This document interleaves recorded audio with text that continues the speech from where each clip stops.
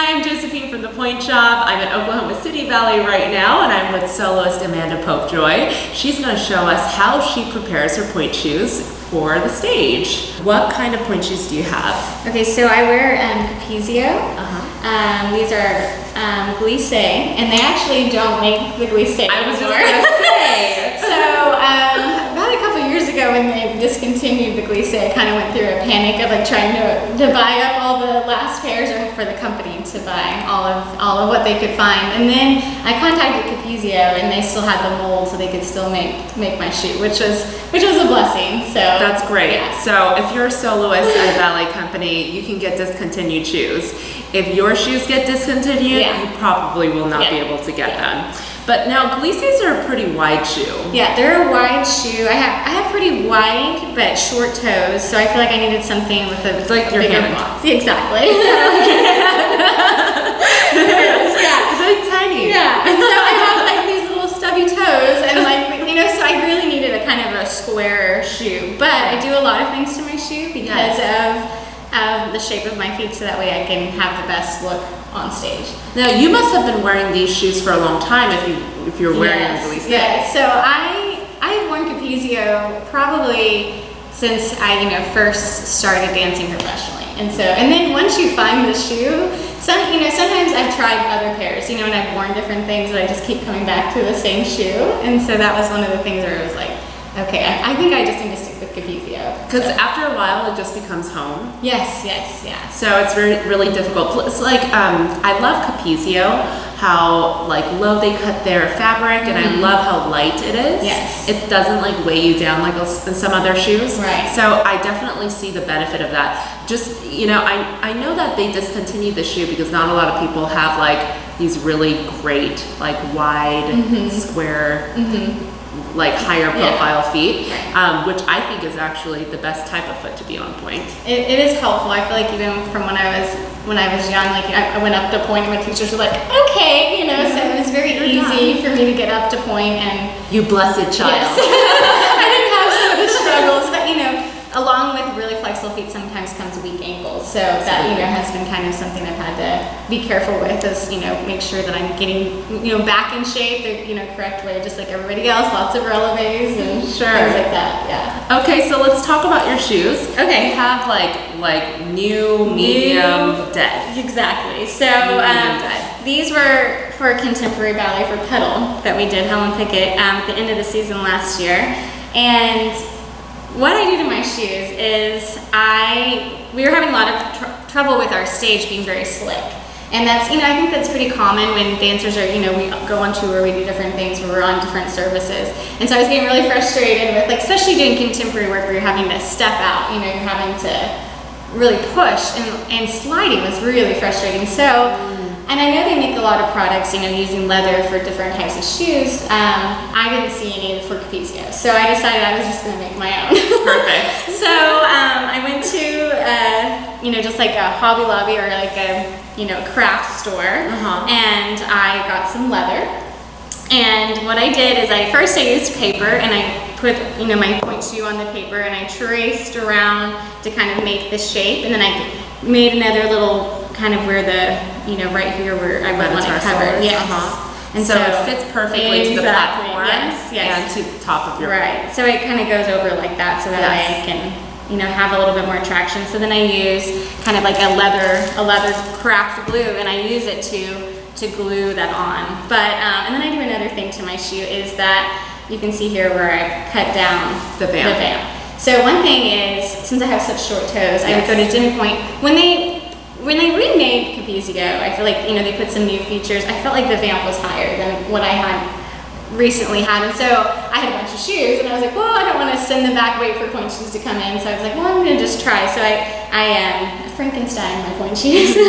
So I take my scissors, and I'll cut right here, kind of like a little, very small little V, and then from there I'll use my floss and I'll stitch it up, so that way it still kind of has somewhat of a clean line. After they're worn, they get a little bit roughed up, but kind of lowers the vamp here for me, and so I feel like that's a better line.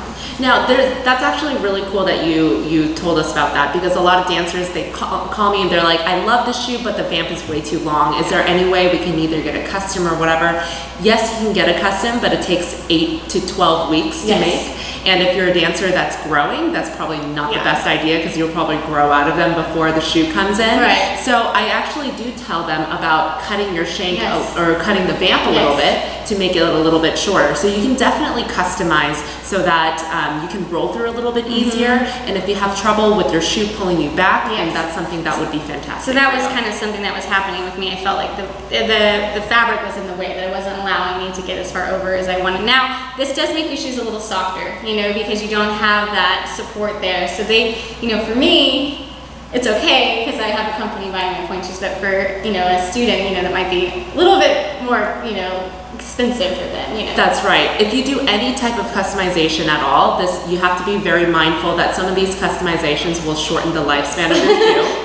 Amanda gets free shoes. For us, it's nice because I can put them on and go on stage, but it's total different ballgame as a student. Exactly. So how quickly do you go through your shoes? So I usually go through a pair to 2 pairs a week, depending on what we're doing. If we're performing a lot, I can go through more than that. But if it's just like a normal rehearsal week, probably just a pair a week. Okay, so I know you probably rotate between many different shoes. Yes. When do you know when your shoe is perfect and you're saving it for stage?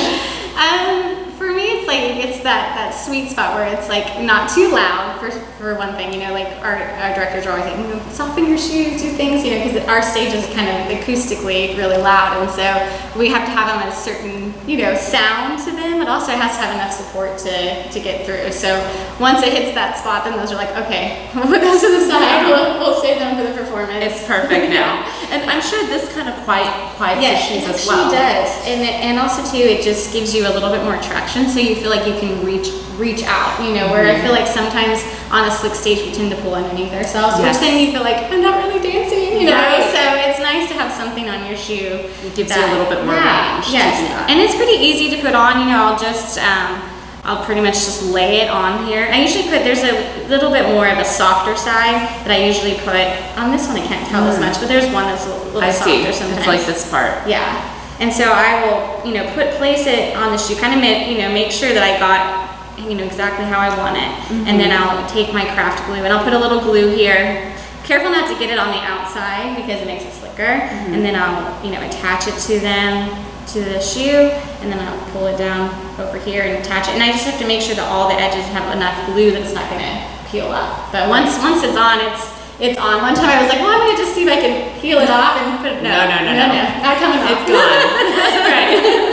No, but that's actually a really cool idea, because a lot of dancers now, you're not allowed to use rosin or beautiful Marley floors in your studio. Yes. And then I tend to step on my shoe, right here a little bit to open up a little bit wider. Yes. And then I will, not on this pair, but you can see here where I've also done jet glue on the shank. So I like to do it right here, as well as sometimes I'll take it and I'll go around the edges here. And then also too, sometimes I'll even take it on the inside and I'll put the jet glue on the inside as well. For the box, I like the front part to be pretty soft, so I can get up and over my shoe quickly. Right, and that's different with everyone. Some dancers will just destroy the box, so they'll just jet glue inside the box indefinitely. Yeah, it makes it so hard and so loud. So that's one thing too you have to be careful with jet glue, is that it can make your shoes louder. That's right. Right. So you have to determine where you need the jet glue and where you need extra support. It might be the arch, it might be the box. So it just depends on your dancing abilities and your technique. Okay, so another thing that I noticed is that when you cut the vamp, where does the elastic go? So that's the thing. After that, there is no more elastic. For how I cut them, so I can actually show you on a pair if you want. So I usually take my scissors, there you go, and then from there I will just cut out this little shape. So kind of just a little triangle. Barely anything, because it will kind of fray and it will start to make it a little bit. Also too, I like that it makes the shape a little bit more of a oval shape, so you get a little bit longer in the vamp. And it's not really much at all. It's just that little bit, but even shortening that little part of that vamp, it makes a big difference in your roll through and your lines. Yes, and then actually after I sew this, I do another little thing, because it does kind of open this area up here. And if, you know, you have a narrow heel, which I feel like I have wider toes and it tapers down, I do this here where I've sewn up the inside of the shoe a little bit. So what I'll do is I'll put the shoe on, and then I will kind of take this here, and I will do a little stitch that kind of closes up that side. Also, sometimes too, the heel can kind of slip towards the back, right? And so if you do that, you can kind of keep that heel right underneath you. That's a big problem with pointe shoes, is that a lot of dancers, they have problems with the heel being too baggy. Yes. So if you have that, even if you pull the drawstring and you still find that there's some extra gaping in the heel, this is something that you can do in order to just make it a little bit more streamlined from stage, so it's not so baggy. Right, and that really kind of, it also too keeps the shank right underneath where you need that support, so it doesn't kind of start to slide to the back. Yes, so it's functional as well. And also too just creates that nice line. Yes, it's so very pretty. Nice. I mean, you already wear your shoes a bit tight for your feet. I do. And a lot of ballerinas do that because you want it to look nice and sleek, and you have more control over your shoes when it's tighter.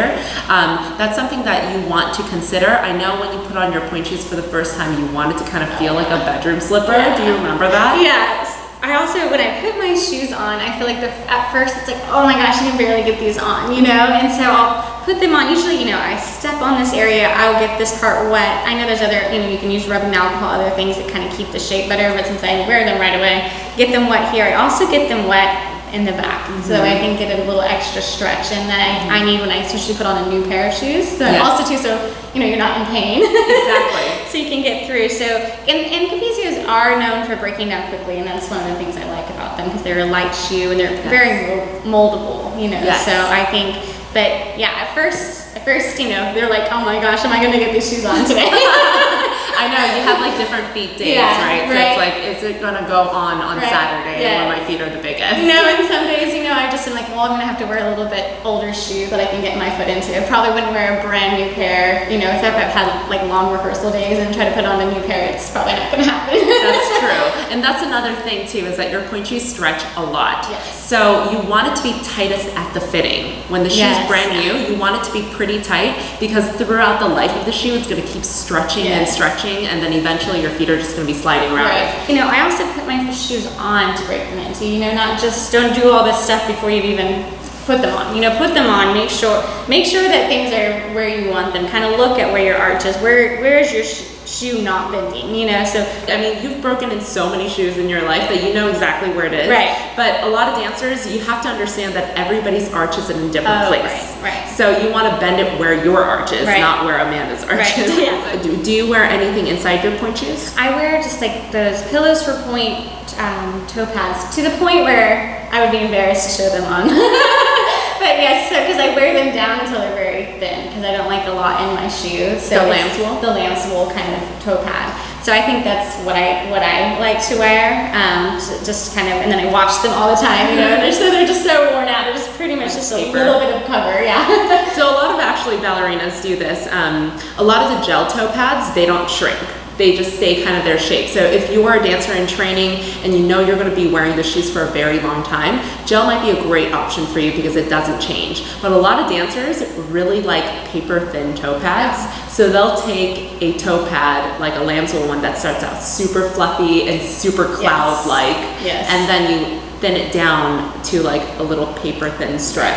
And then you use that as coverage. So it's basically almost down like a sock, right? Yes, and that's the thing, it's so funny when I buy a new pair of toe pads, I'm like, no! Like, you have to buy them, you know, but it's such a different feeling. So I do like the more thin toe pad. Yeah, it's very, almost like a sock. Yeah, you could use a sock. Right, exactly. And some people do. Yes, and that's the thing, is that as you dance longer and as you go up to different levels, a lot of dancers start to like their shoes a little bit tighter, and a lot of people like their toe pads a little bit thinner. So you kind of start to merge into your pointe shoe.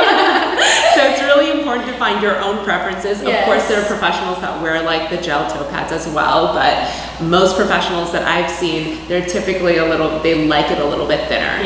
So that's really cool, and that gives you a little bit more control over your shoes too. It does. I feel like you know, you have more work with your toes. You can feel the floor a little bit more.